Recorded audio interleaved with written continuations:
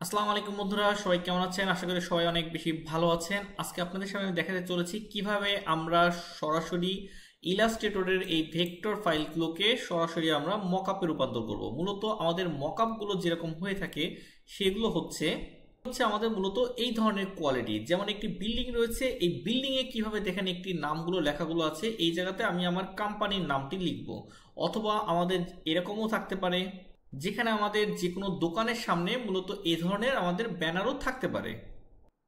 আবার আমাদের দোকানে প্রবেশ করার যে কোনো সময় আমাদের দোকানের যে লোগোটি রয়েছে সেই লোগোটিও এখানে থাকতে পারে। মূলত এগুলোকেই বলা হচ্ছে আপনার মকআপ।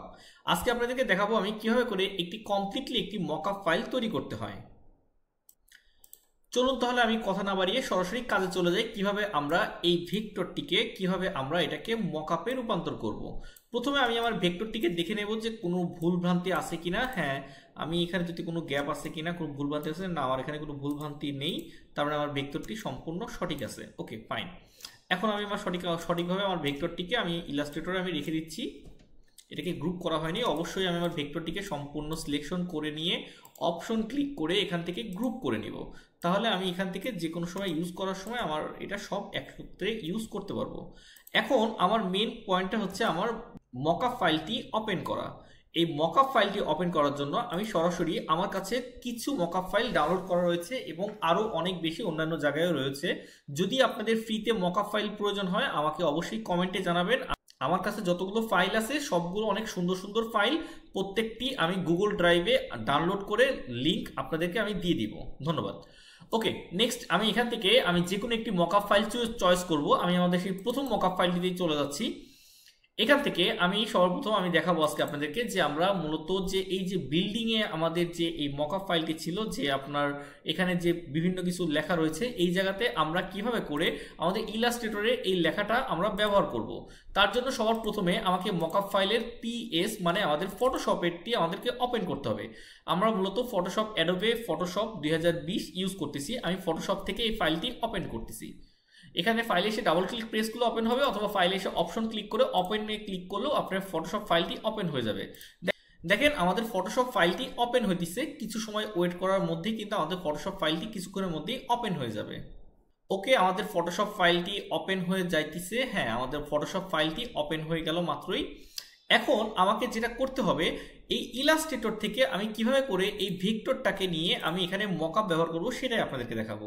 সবার প্রথমে এটা করার জন্য আপনাদেরকে অবশ্যই খেয়াল করতে হবে যে আমাদের এগুলো লেয়ার্সটা কোথায় আছে।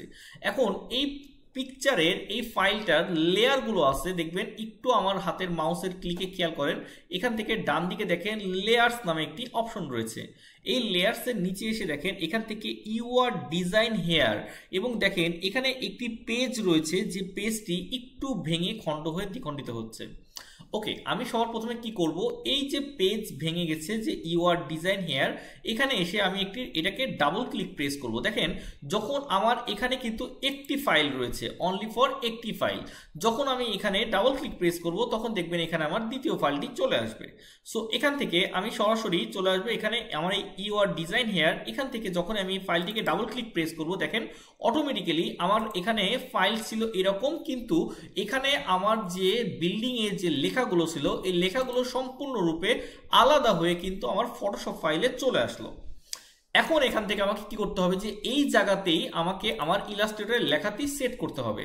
তার জন্য আমাকে যেটা করতে হবে সেটা হচ্ছে সবার প্রথমে আমি আমার কি করব, আমার ইলাস্ট্রেটর ফাইলে চলে যাব। ইলাস্ট্রেটর ফাইলে চলে এসে আমার পুরো ডিজাইনটাকে মানে ভেক্টরটাকে, যে ভেক্টরটি আমি ডিজাইন করেছি সেই ভেক্টরটিকে আমি সম্পূর্ণ সিলেকশন করে নিয়ে এই ভেক্টরটিকে জাস্ট সম্পূর্ণ আমি সিলেকশন করে নিলাম। সিলেকশন করে নেওয়ার পরে ভেক্টরটিকে আমি ক্লিক করে টেনে ধরে আমি আস্তে আস্তে এটাকে নিচে নিয়ে আসবো। নিচে নিয়ে আসবো বলতে এমনটা বোঝাচ্ছি, আমি এই ভেক্টর ফাইলটিকে আমি ফটোশপে নিয়ে আসবো। এর জন্য আমি কি করব, ফার্স্ট ভেক্টর ফাইলটিকে ক্লিক করে আস্তে আস্তে টানতে টানতে যখনই আমি ফটোশপে নিয়ে এসে মাউসের কার্সরটা রাখবো ঠিক তখনই আমার ফটোশপ ফাইলটি সরাসরি ওপেন হয়ে যাবে। আমার কি করব তখন, তারপর আমি কিন্তু মাউসের ক্লিকটা ধরে আছি, ছেড়ে দেইনি। আমি এখন ফটোশপ থেকে আবার আস্তে আস্তে এটাকে আমি কি করব, আমার ভেক্টরের মিডল পয়েন্টে আমি নিয়ে চলে আসবো। ভেক্টরটি নিয়ে ফটোশপের এই মকআপের আমি লেখাগুলোর মিডল পয়েন্টে এনে এটাকে ছেড়ে দিব। যখন এটাকে আমি ছেড়ে দিব ঠিক তখনই দেখবেন আমার এই ভেক্টর ফাইলটি এখানে মকআপের জন্য ফটোশপে তৈরি হয়ে গিয়েছে। আমি এটা আপনাদেরকে আবারও দেখিয়ে দিচ্ছি, একটু মনোযোগ সহকারে দেখবেন। আমরা কি করব, সবার প্রথমে আমরা ইলাস্ট্রেটরে গিয়ে আমাদের যে ভেক্টর যে ফাইলটি রয়েছে বা আমাদের লোগো বা বিজনেস কার্ড বা ব্যানার বা ফ্লায়ার বা আপনাদের যে কোনো ডিজাইন রয়েছে সেটাকে আপনারা কি করবেন, সেই ডিজাইনটাকে ক্লিক করে টেনে ধরে নিয়ে এসে ফটোশপ ফাইলে, ওপেন করা ফটোশপ ফাইলে একটা জাস্ট মাউসের ক্লিক করে টেনে ধরে নিয়ে আসবেন। কিন্তু আপনি কিন্তু মাউসের ক্লিকটা কখনোই ভুলেও ছাড়বেন না। আপনি ফটোশপ ফাইলে এনে এসে ক্লিক করে রেখে তারপর দেখবেন অটোমেটিকলি আপনার সামনে ফটোশপ ফাইলটা ওপেন থাকবে। এরপরে আপনি আপনার ফাইলটিকে, আপনার ভেক্টরটিকে নিয়ে আপনি মকআপের ঠিক মিডল পয়েন্টে আপনি রেখে মাউসের ক্লিকটা আপনি ছেড়ে দিবেন। তার মানে আপনি মাউসের ক্লিকটা ধরবেন কোথায়, এখানে গিয়ে মাউসের ক্লিকটা ধরবেন। আপনি ইলাস্ট্রেটর থেকে আপনার ভেক্টরটিতে মাউসের ক্লিকটা ধরবেন এবং আপনি আপনার ক্লিকটা এখান থেকে টেনে নিয়ে ফটোশপে নিয়ে এসে আপনি ছাড়বেন। এই ভেক্টরটি নিয়ে এসে আপনি ফটোশপের মিডল পয়েন্টে এনে আপনি এখান থেকে ছেড়ে দিবেন। যখন এখান থেকে ছেড়ে দিচ্ছেন দেখেন পিছনে আপনার ভেক্টর ফাইলটি কিন্তু ওপেন হয়ে গিয়েছে, কিন্তু তার সামনে আউটডোর মকআপ মানে আমাদের যে মকআপের যে লেখাগুলো ছিল এটা কিন্তু এখানে সামনে রয়েছে।